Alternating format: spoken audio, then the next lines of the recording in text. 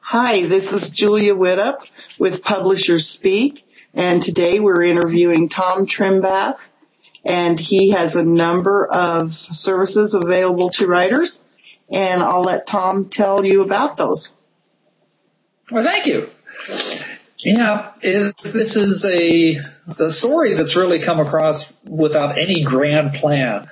But about 10 years ago, I started writing books, and I bicycled across the United States. Key West was where I ended up, started up north of Seattle. And as much as I wanted to get that book traditionally published, it didn't come out that way. So what I did was I self-published. That put me into a position where over these last 10 years, I've watched the self-publishing industry change. I've watched ebooks come along. I've watched print on demand mature, develop, and have its business models change.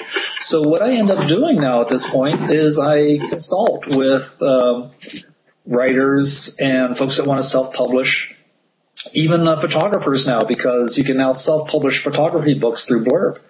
So I'm actually keeping myself fairly busy now, writing and doing photography, but also then teaching classes and selling a book on modern self-publishing and things like that. All totally unintentional, just following intuition. Just fell into your bliss. And sometimes the bliss just feels sort of like a little bit of a whirlwind where, oh my God, how did I get here and what's going on?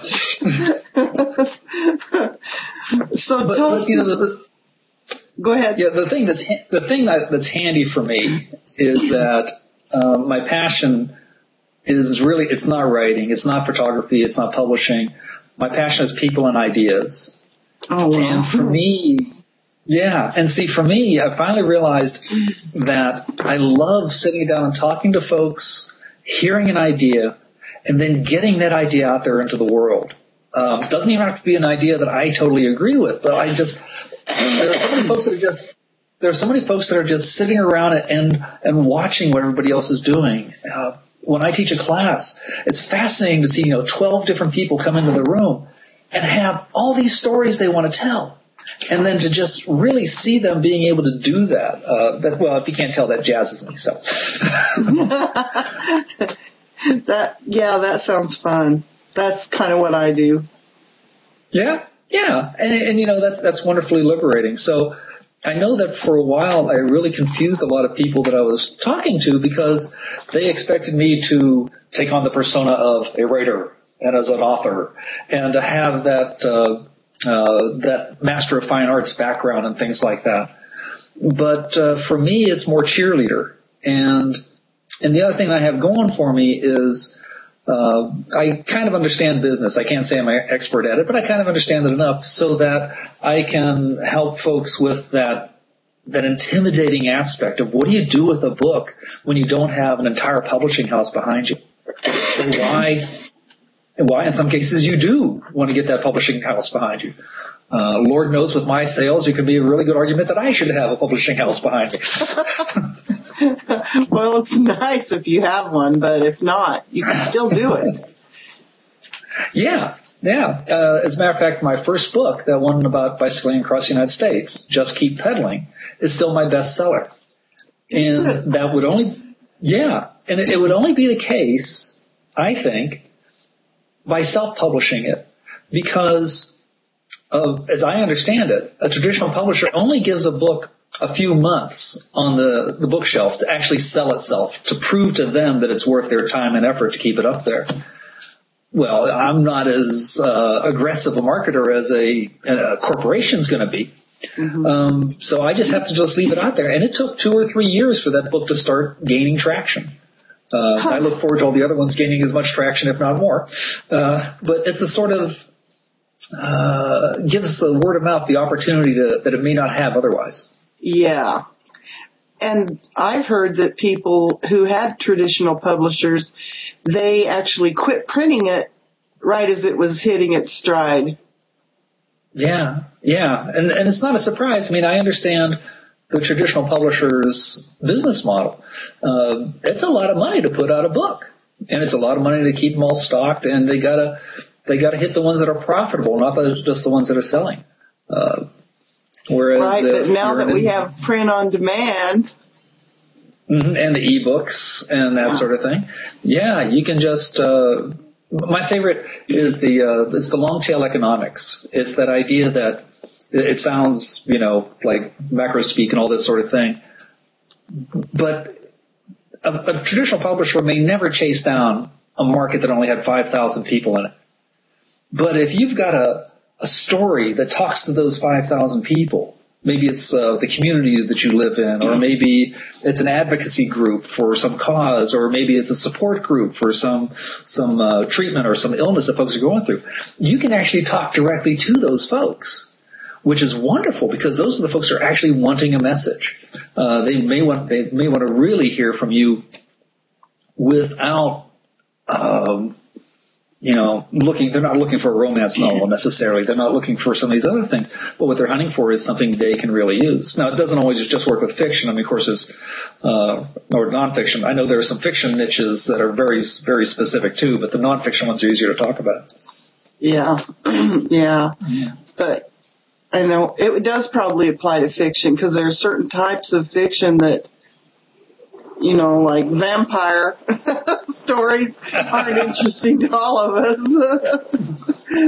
Well, and it could have been at one time that there was somebody that wanted to write fiction about a bunch of kids that were going off to teach, learn magic in a school. I mean, why would anybody ever want to do anything with that? Luckily somebody finally did. But I'm sure there are stories out there that are just as good that just haven't hit that market. And they've got to find out, maybe they know where that market is. Maybe it's a small market, and that's where they get their start. I don't tell everyone that self-publishing is the way to go for everything. It's not. But it is very powerful if you know where you want to get started. Or if, in my case, I didn't know where it was going to go, it turned out that first book that obviously would be a book about traveling and obviously a book about bicycling, so I should sell in bike shops, right? No, it sold to RV owners. Because the person that was driving the RV was busy. The person that was sitting beside them was seeing the world go by, but they were the ones that were actually buying the books to read how somebody else had gone across the same territory, to read a different way of traveling that they weren't going to do. They had no interest in getting on a bicycle for 10 hours a day. But they were the ones that were buying the book. 2/3 of my initial sales were to RV buyers. Go figure. 2/3, wow.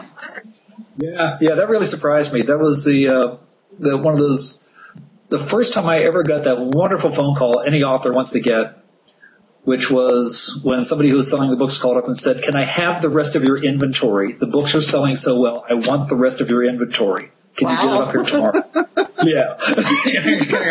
Yeah, I think I can do that. Yes. I'd be happy. And that doesn't always. Yeah, I mean that doesn't always happen. That sort of thing. And even at that, that didn't make the mortgage payment that month or anything like that. But, I mean, that's empowering. That's wonderful. So whether it's, bicycling across the United States or a poetry book or, like I've been doing small books about, photography on Whidbey Island where I live.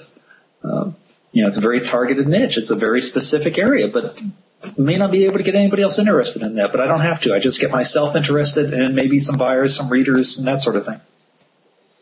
And because you do it as print on demand, you don't have a huge inventory to try to get rid of. Yeah, that one time that they called, I was really glad I actually had a few dozen books sitting in the back, because if they called today, I think I'd have 4. Right. Well, and I've had a friend whose garage leaked all over all of these books that he'd paid a fortune to print. Yeah. So. Yeah. Well, and that's one of the aspects as a writer, as an author, and as somebody who's selling books. That returns thing. When I turn a book over to a bookstore, I'm trusting that the books are going to come back okay, if they come back at all. Of course, I hope they all sell. But, there's always some that come back. But I've had a bookstore, so, a nice controlled environment, put the books on a brand new shelf that had just been varnished like a week or two earlier. So the varnish was dry, but the bottom of every single one of those books absorbed the varnish. And, what have I got now? folks aren't going to buy those as brand new books. Maybe they will, but once they return them to me, in all consciousness, I can't, sell that as a full price book anymore. Yeah. And, the downside of print on demand is the cost is so high for any of those books that if I mark it down 50%, I'm not making any money. I'm just, maybe recovering my cost. And of course, the upside that you refer to though is, I didn't have to shell out $10,000, $5,000 to do a print run. I had to shell out, in that case, the most I've had to put out for one of my book runs is $1,000, and the least I've had to put out was $24. And it's easy to spend $24 on a meal, let alone on having a book published. Yeah. Wow, that's okay. And tell us about the classes then that you're teaching too. What about those? So what I do is I teach a class on what I call modern self-publishing. And the irony is that what we're talking about right now is modern. But for Gutenberg, the printing press was modern. Yeah. For Ben Franklin, doing pulp was modern. Modern self-publishing has always been along with us. And I started teaching this class about 6 years ago when I had a few of the books done. I actually have to count nowadays. I have about 10 books. Every time I've taught that class, something else has changed since the previous class. And this is modernity changing along as the technology matures. Mm-hmm. So what I do is I just kind of keep things up to date, and about once a month or so, or if somebody, a group calls me in to teach, like at I had a club come in one time. They wanted me to teach them about how to put together books for their specific hobby. I enjoy doing that sort of thing. I go in and I just talk for, I prefer to talk for about 3 to 4 hours for the class about all those aspects of it. Why it's good, what to worry about, what kind of skills you should have, or at least have to know that you got to go hire out, and some of the real economics of it. Book publishing is not, going to make everybody money. I consider it to be writing your own lottery ticket. You get to write your own lottery ticket, which is nice, and you don't know how much you're going to make. You may not make anything at all, but most lottery tickets don't make anything either. But this is something a lot of folks want to do anyway, so why not give it that possibility to become something more than just a hobby, So what I do in the class is I ask everybody what they're working on, and then I change that class every time I teach it to work on what those folks want to talk about. So if there's somebody in the class that wants to talk about children's books, I'll make sure I talk about graphic formats and full bleed versus, bordered and that sort of thing. Okay. If it's more fiction, a lot of fiction has very few graphics to it. So there's some wonderful possibilities, some very economical ways of publishing, especially in the ebooks are marvelous for fiction because you're not trying to play with graphics. So there's another way of bending the class. And that's something I have gotten the impression that's something I'm actually good at, is taking the class and just morphing it in process to what folks need, as well as I can. Yeah. And I keep teaching it more and more frequently. I have, a matter of fact, a class coming up. Let's see, Wednesday, April 8th at 6:30 Pacific time. That was your last class? No, that's the one I got coming up. Wednesday, April 18th. That's tomorrow. So I think that's the show date for this. For this, isn't it? Yes. Yeah, there you go. Oh, so you'll have to see it later. I'll have this on in the background as we're getting class ready. How's that? Okay, great. Well, that way they get to see your show too, Yeah, that's nice. I was hoping that you could be at the chat room to answer questions, but I'm sure you have your contact information on the page, and people can email you, right? Yeah, on Blog TV, I've got the contact information on there. Okay. And if nothing else, if you can see my last name up there in the what I can see on the video, my website is Trimbath Creative, all one word, .wordpress.com. And, near as I can tell, I'm the only Tom Trimbath in the United States. I decided I'm the only Julia Widup in the world.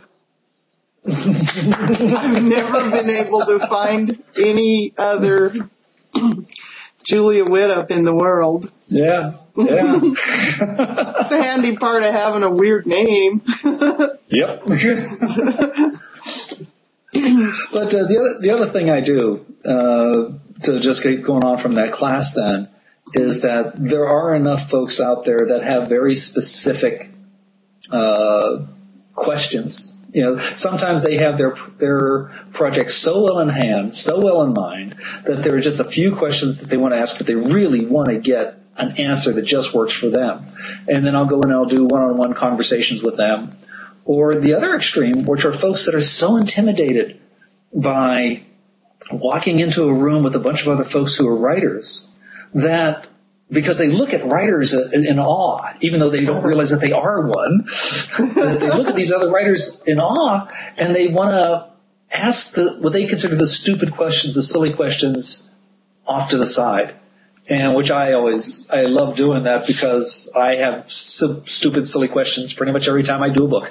And like I said, I do about one book a year, so it's I'm still learning grammar, that's for sure. Okay. I still like that one review I got back from one of my books, which was it would have received the Editor's Choice Award except for the fact that I didn't use commas correctly. And my point was, I've never had a reader come back and tell me, oh, I love the story, but the commas, I can't read the book again because of all the commas. Except you didn't use commas correctly. And I have no idea if I used too many or too few, to be honest. I still don't know, but I don't care because that very same book is a sort of book that the local regional publishers wouldn't publish because they knew it was more mainstream. And the mainstream publishers wouldn't publish because they saw it as too regional. And I'm going, okay, fine, middle market works for me. But the people that came back after having read the book were talking about how inspirational it was. And I had some comparisons that I'm actually,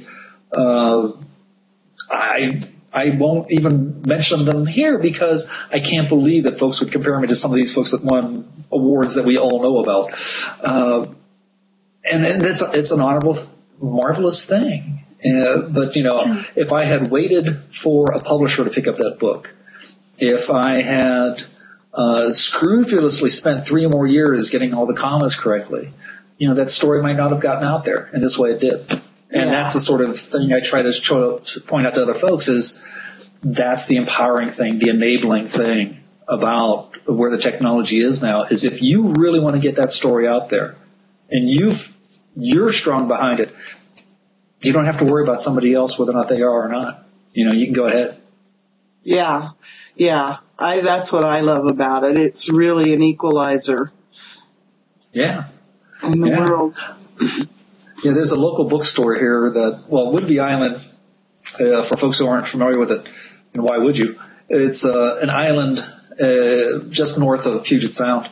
And it's a very big artist community, and there are lots of best-selling authors.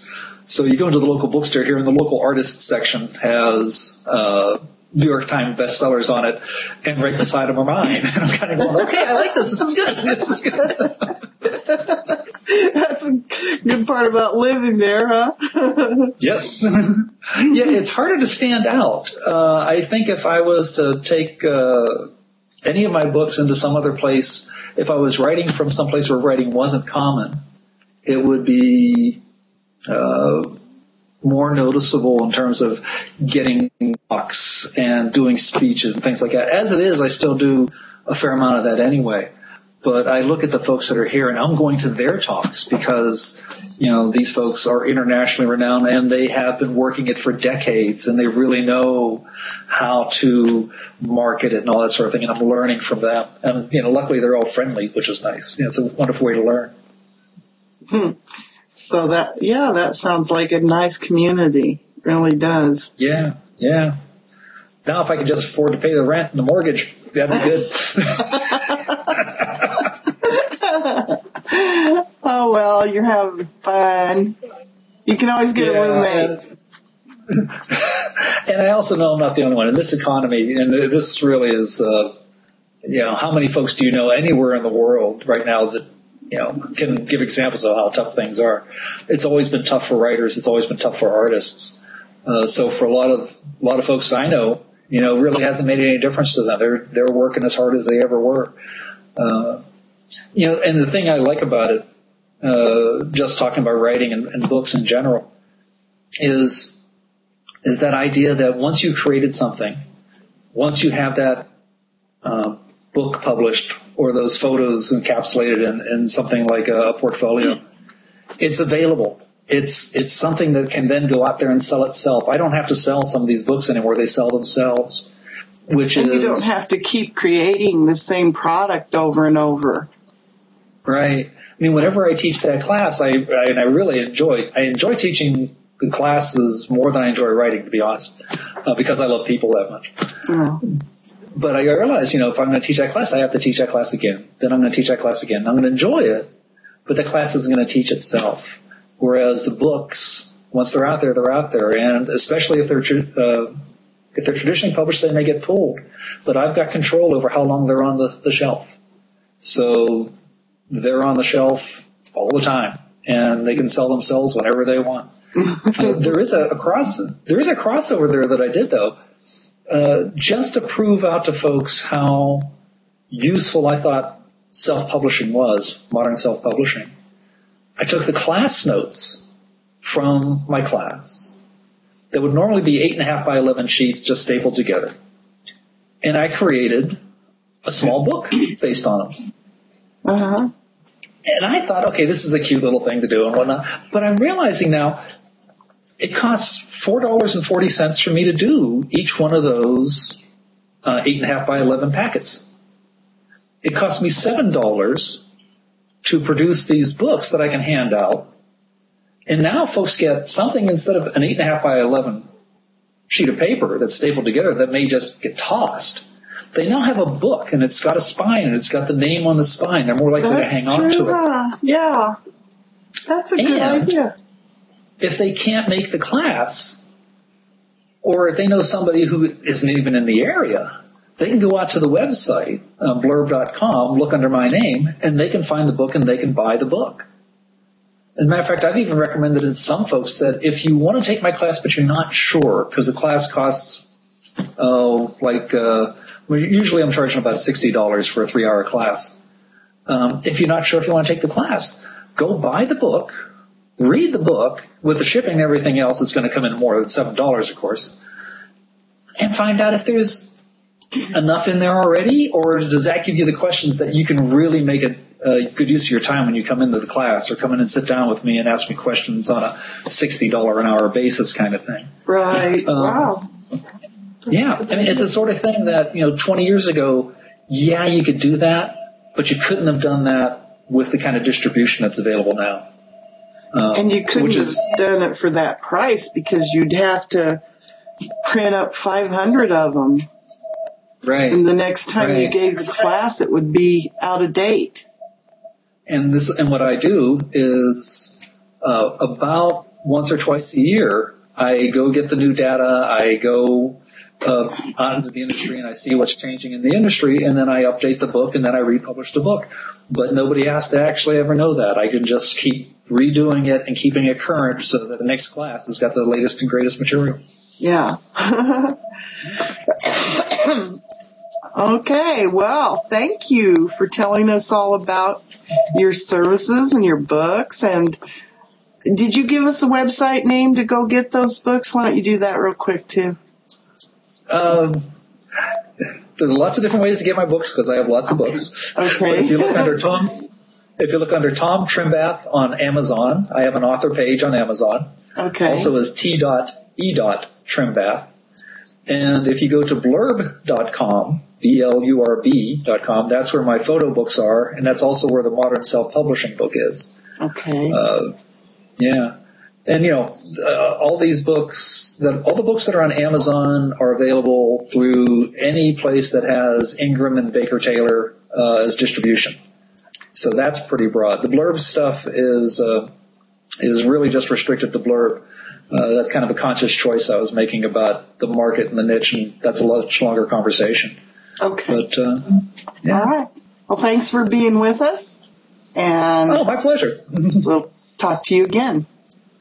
Okay.